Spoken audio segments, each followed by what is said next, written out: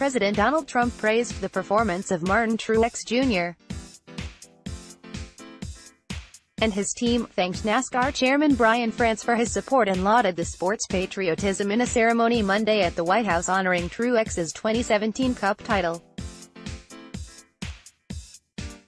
President Trump was accompanied to the ceremony by Truex and Sherry Pollex, Truex's longtime girlfriend. President Tump noted that the entire NASCAR field spent 2017 chasing number 78. "I'll tell you, I'd be watching and they would be chasing you," he later said. "Never giving up is the story of the 78 team and is a story that will forever be told in NASCAR." President Trump acknowledged crew chief Cole Pearn. "Chief, pretty tough job, right?" President Trump said. President Trump also praised Pollex. "I also want to take a moment to recognize the amazing Sherry Pollex," he said. "She is the love of Martin's life. As many of you know, Sherry has bravely battled ovarian cancer. She is an incredible woman. Sherry, your determination in the face of adversity has been an inspiration to millions of Americans who know what you're going through. You are Sherry strong and we are praying for you, and we are deeply honored to have you here today." President Trump spoke about France, who attended the ceremony. "My good friend Brian France is here," said President Trump, who was endorsed by France at a Feb. 2016 rally in Georgia. "He's doing a fantastic job. I've had him for my friend for a long time." "Martin, you wouldn't believe that, right? Different sides, different states slightly, but we liked each other right from the beginning." "Brian, thank you very much for being here. Congratulations on everything that has happened."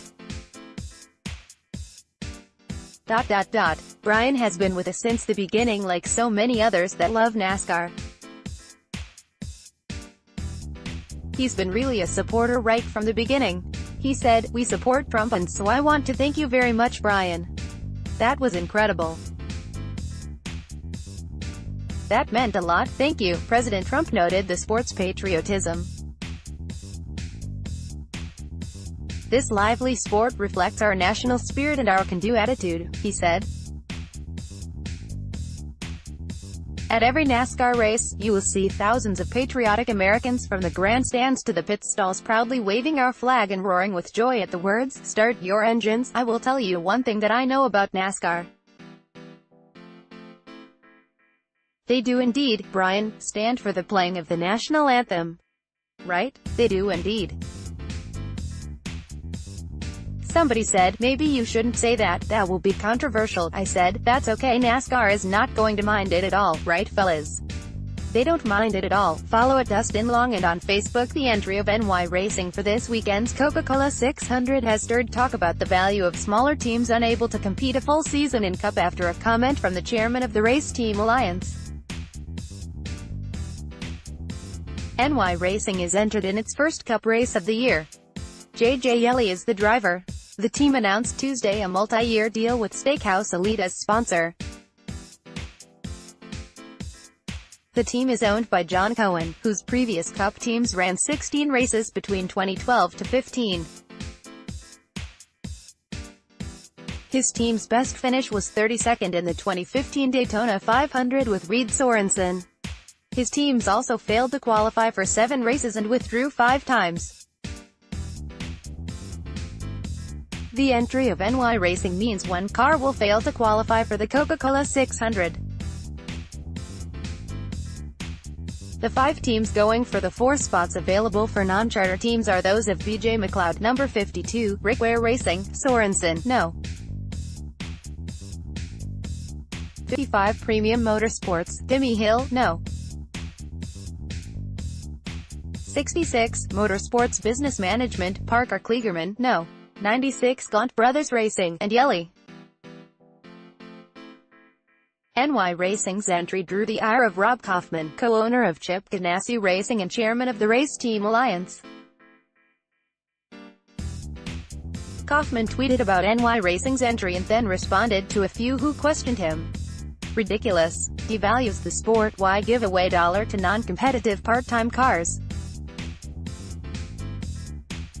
Give to charity or create driver retirement, disability fund at NASCAR. https://t.co/02693HXX. Rob Kaufman, at Kaufman Rob, May 22, 2018. Buy it, charter, franchise, and come on in and race every weekend. Would love to have you, Rob Kaufman, at Kaufman Rob, May 22, 2018. Dustin, to be clear, any size team is welcome by me. I just feel at the premier level of NASCAR someone should have the resources to commit to the full season and help put on a great show all year. Nothing against small teams. Rob Kaufman, at Kaufman Rob, May 22, 2018. Kaufman's tweet drew a response from Xfinity driver Tommy Joe Martins, who has been vocal about the importance of smaller teams in NASCAR's National Series and the need to raise the profiles of such teams. Martins responded to Kaufman's comments with a series of tweets. Hot take: charters are fine. Gives value to owners. Disappointing to hear an owner say small teams devalue NASCAR. We can't afford new tires. Of course we aren't competitive with Cup teams. Money to charity? Give it to us. https://t.co/clericme, Tommy Joe Martins, at Tommy Joe Martins, May 22, 2018. Don't make it Kaufman Rob into the bad guy over MWR. That's dumb. He invested millions of dollars into a NASCAR team. Charters give some safety net. Not all bad. Tommy Joe Martins, at Tommy Joe Martins, May 22, 2018. Only at issue: it costs so much to field a NASCAR team that several charters are on in competitive teams. There aren't 36 big teams in the Cup garage. So you buy a charter to then lose more money fielding the car? Or you sell your charter, to who? No demand equals no value. Not good. Tommy Joe Martins, at Tommy Joe Martins, May 22, 2018. My feelings are hurt the most over Rob's comment. Who cares, but still. I know I'm not the only one to have my family invest tons of money into this sport chasing my dream. We devalue the sport. What an ignorant statement. Tommy Joe Martins, at Tommy Joe Martins, May 22, 2018. And at the same time, is he right? When we rarely, if ever, get on TV, can't run up front. Tommy Joe Martins, at Tommy Joe Martins, May 22, 2018. The whole thing is just depressing. Disappointed. Tommy Joe Martins, at Tommy Joe Martins, May 22, 2018. We will be racing against 20 Cup-affiliated teams this weekend at Charlotte, including plenty of Cup drivers. Most of the teams have more employees in their gift shop than we do on our entire team. Not complaining one bit, but let's not pretend Xfinity is grassroots. https://t.co/uwiffle5 Ryan C. Gracing, at Ryan C. A. Gracing, May 22, 2018. So apparently I devalued the sport by building my own car, paying the entry fee, making it through tech in the first try, and racing the best of the sport and into the Daytona 500. Jesus, no wonder fans are leaving so fast with assholes like that running the RTA. Brian Keselowski, at Keselowski Brian, May 22, 2018. Follow at Dustin Long and on Facebook. When and where would you suggest running the All-Star package next? Steve Letarte, I think there was definitely some entertainment. I enjoyed the package. I think the win is somewhere in the regular season. I don't really think it belongs in the playoffs unless we run it a few more times in the regular season. It seems to me that Michigan, Indy and Pocono are the three tracks that I think easily the package could be adapted to. Kyle Petty, let me say first, when they announced this package for the All-Star race, I was not impressed. I've always lived by, I hate plates. But, as everyone who knows or listens to me run my mouth knows, I can eat crow. I thought the race was entertaining and enjoyed it. I would like to see it at Michigan. I think the draft there and speeds would translate well to the package. And as we know from the Xfinity race last year at Indy, it made for some interesting moments there. Nate Ryan, Pocono with an eye toward Indianapolis. Potentially Michigan, though a form of it is being used in the Xfinity race. Kentucky Speedway also seems a natural because the track and its owners already are on board and supportive of the concept. Dustin Long, run it at Michigan in June, when the Xfinity Series also is running it, then do it at Indianapolis in September. See how teams make their cars better and how that impacts the racing. That will give NASCAR ideas of changes it can make for 2019. Dan Beaver, Michigan. The wide corners would allow drivers to get 4 wide without the consequence seen near the end of the All-Star race.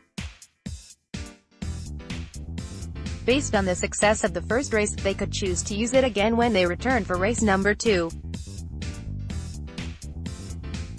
Pocono is another track that needs a boost in terms of competition, but with the speed carried into Turn 1 and the narrowness of the groove in 2, that could be a recipe for disaster.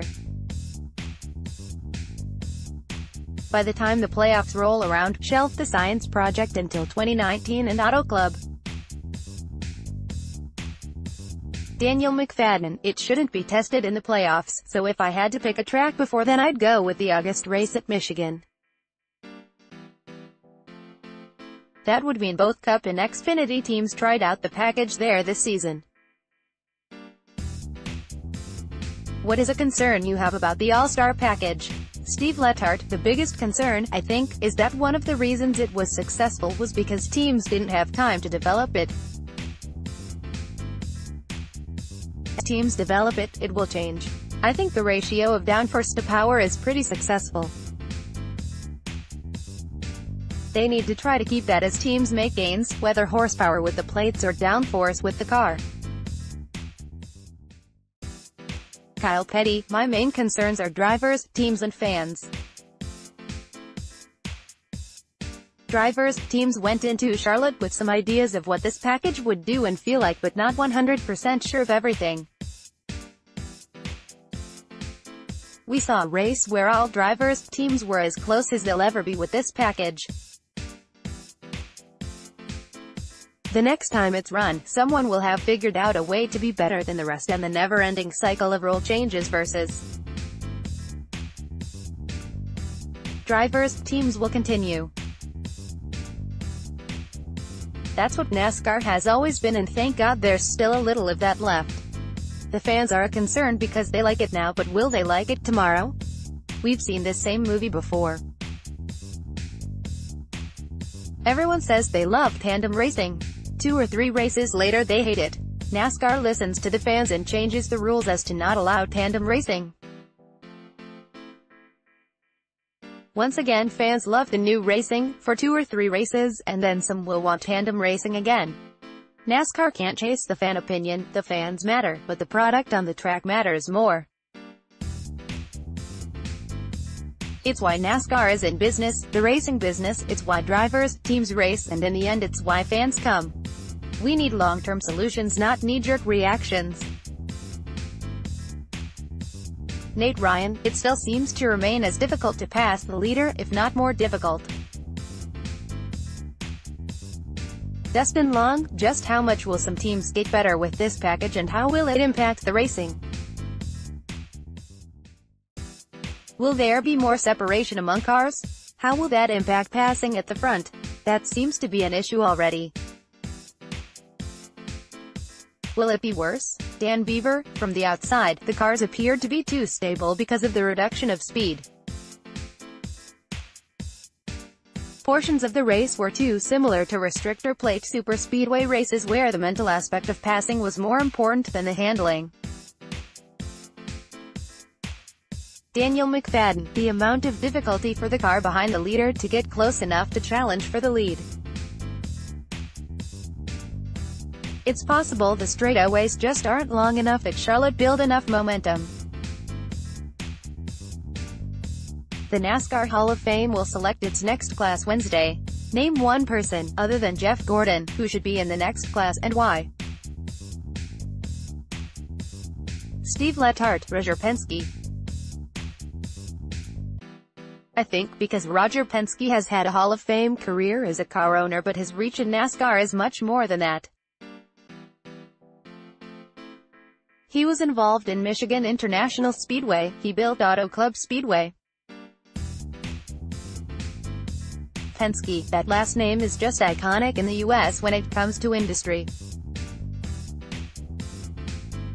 I think his involvement in NASCAR matches that, and he should go into the Hall of Fame. Kyle Petty, all are deserving in so many different ways. I know or knew every one of the nominees. I'm sorry I can't pick just one. So I'll just say, congratulations Jeff Gordon, Nate Ryan, Alan Kulvitsky, because he accomplished so much with less than his rivals while also being ahead of the curve on the engineering trends. Dustin Long, Kirk Shelmerdine. Won 4 championships as Dale Earnhardt's crew chiefs in the 1980 and won 10% of all his starts while working with Earnhardt, Ricky Rudd, Richard Childress, and James Hilton. Dan Beaver, my vote goes to Red Farmer. He epitomizes NASCAR's golden years with a path that weaves in and out of the top series while also running paved short tracks and on dirt. Still racing and winning well into his 80s, a driver like Farmer defines the sport for many grassroots fans. Paul needs to remember its roots, just as NASCAR does. Daniel McFadden, Kirk Shelmerdine.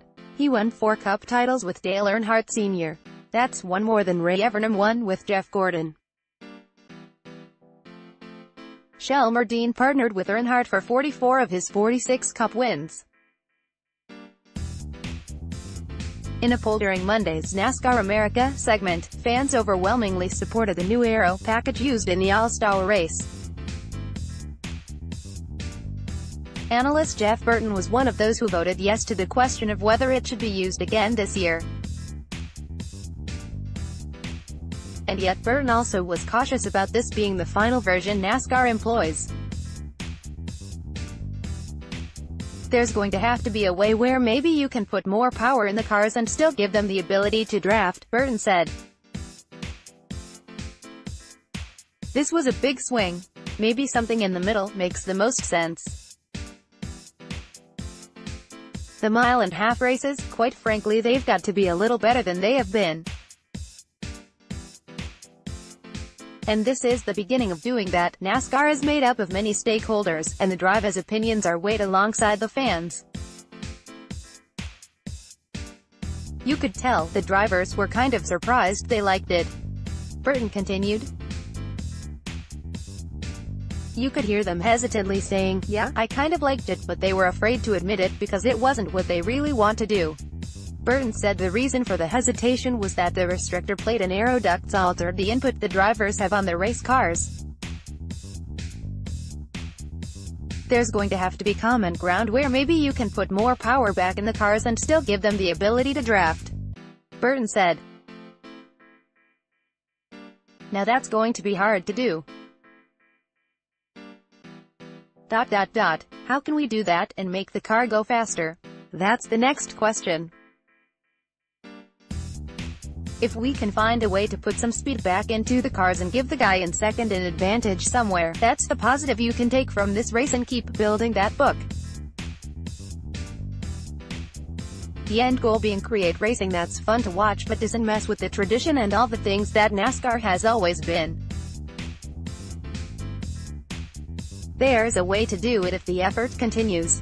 For more on Burton's take, watch the video above. After winning the 2018 All-Star race, Kevin Harvick shared his impression of the new rules that were used for the event. Obviously happy with the outcome, he acknowledged the challenge of racing in traffic and anticipates NASCAR will use the package again. was wild. I think as you look at the end of the third stage there, that was really the key to the win for us," Harvick said. "Our car was super fast, but traffic was not our friend. That's the reason I kept picking the outside on those restarts." More importantly, Harvick sees this new package as a direction in which NASCAR will ultimately head. "I'm glad they did for the All-Star race. And I think 5 years down the road we'll look back on tonight and say that was the start of." Harvick then paused dramatically before saying, "Whatever it is." For more, watch the above video.